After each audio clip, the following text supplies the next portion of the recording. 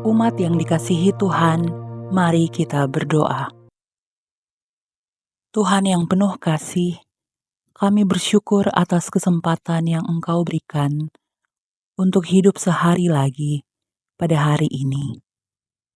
Saat ini kami datang dengan hati yang terbuka, memohon agar Engkau menyiapkan kami untuk mendengar firman-Mu.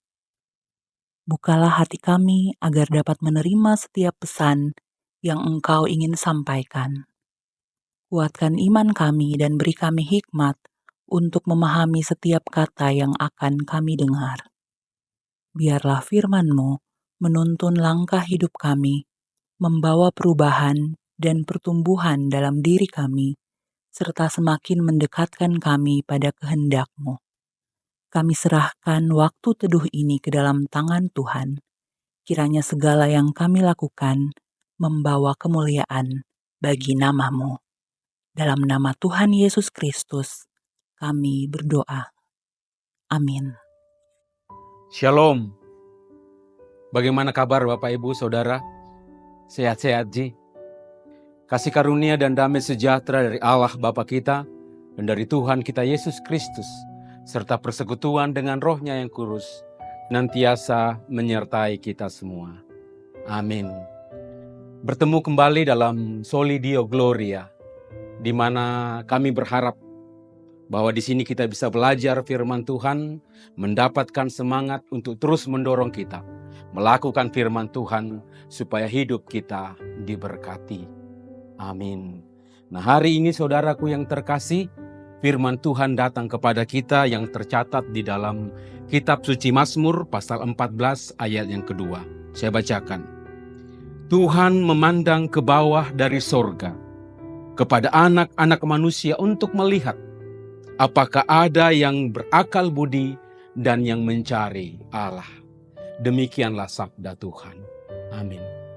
Saudara-saudara yang terkasih, jika kita mau menyimak pembacaan ini dengan seksama, maka kita akan menemukan begitu banyak hal-hal istimewa dan terindah di dalamnya. Di antaranya saudara, bahwa firman Tuhan ini memperlihatkan ada tindakan Allah yang sungguh luar biasa, ajaib dan hebat, di mana tidak terbatas dengan ruang dan waktu.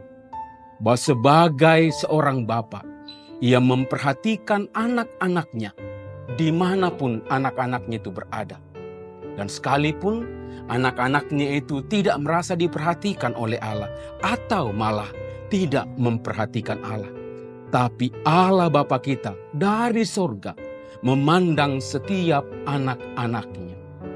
Dan sungguh luar biasa saudara, bahwa Allah tidak sekedar melihat dan tidak bertindak apa-apa, tetapi Allah memperhatikan dengan seksama, melihat dengan seksama untuk mencari dan menemukan apakah ada anak-anak manusia yang hidup sesuai dengan keinginan Allah.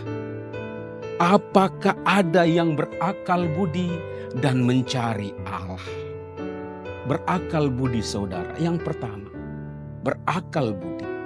Ini berarti bahwa seseorang yang memiliki kecerdasan atau kemampuan untuk berpikir secara rasional dan bijaksana. Akal di sini berarti kemampuan untuk berpikir dan menganalisa. Sedangkan kata budi berarti merujuk pada perasaan, moral, dan kebijaksanaan di dalam bertindak. Jadi berakal budi menggambarkan seseorang yang tidak hanya cerdas secara intelektual, tetapi juga memiliki nilai-nilai moral dan kemampuan untuk membuat keputusan yang baik dan bijaksana dalam kehidupannya. Atau jika boleh saya katakan begini, berakal cerdas itu baik, tetapi harus juga memiliki hati yang murni, supaya kecerdasannya, kemampuannya, ilmunya, pengetahuannya tidak dipakai untuk berbuat dosa, tetapi sebaliknya dipakai untuk kebaikan dirinya bagi orang lain, terlebih bagi Tuhan. Lalu yang kedua, saudara-saudara, mencari Allah. Mencari Allah adalah sebuah tindakan, atau lebih tepatnya respon yang dilakukan oleh manusia akan apa yang ia imani dan percaya kepada kemahakuasaan Allahnya.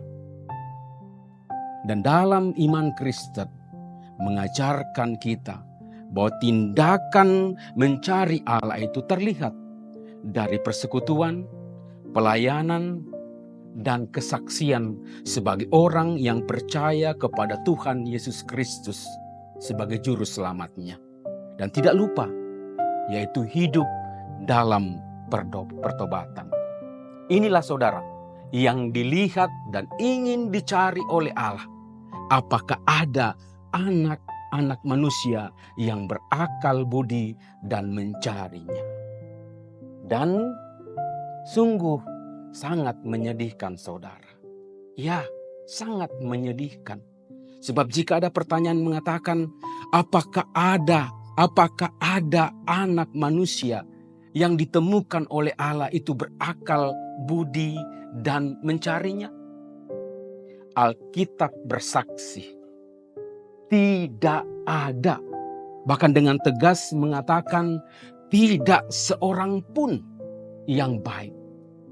Ini dicatat di dalam Mazmur 14 ayat 3. Saya bacakan. Mereka semua telah menyeleweng, semuanya telah bejat.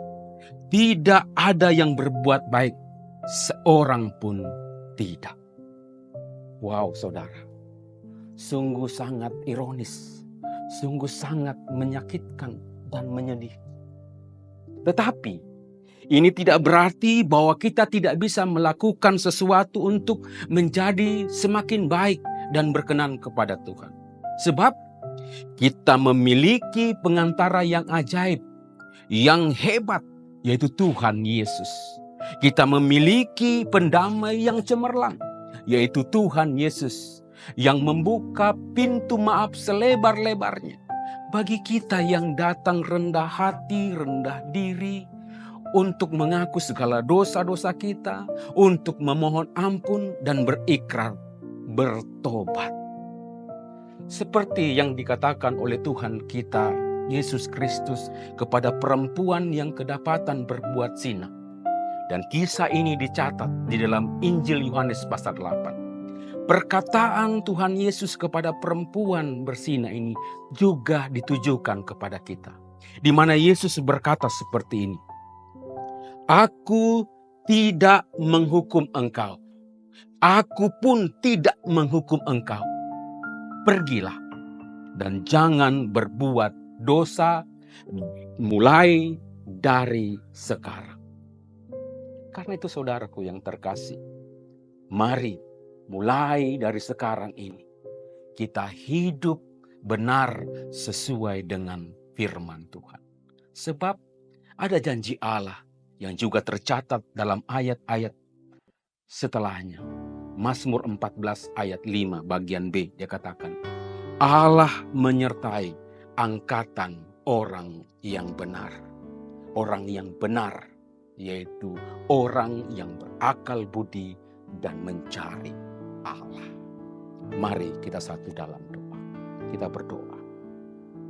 Ya Tuhan, kami datang di hadapan untuk mengaku segala dosa dan kesalahan yang kami buat, dan memohon ampun, serta memohon bimbingan-Mu, supaya kami dapat hidup benar dan berkenan menerima setiap anugerah-Mu.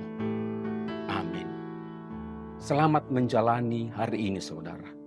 Lakukanlah firman Tuhan, dan ingatlah, kabarkanlah Injil kepada semua orang yang belum percaya.